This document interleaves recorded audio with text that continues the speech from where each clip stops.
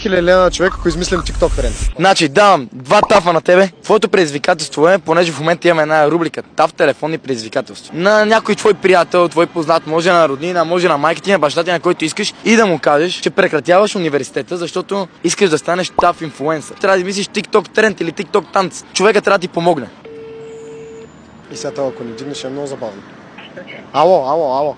Тук ми излезе едно топ предложение, брат. Аз мисля да прекъсна тъпия университет, защото ми писна днеска бати лекциите, бати нещо. Знаеш го той таф? Да.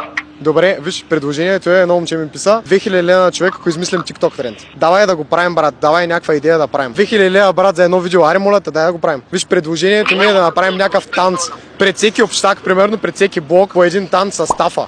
Не, няма да се излагам. Как няма да се излага? 2000 лева, брат. Добре, виж, навит ли си, кажи ми да или не. Не съм. Защо не? Не се занимаваш. Мале. С такива приятели враговенци трябва. Верно, не ти трябва. Спечели си го, брат.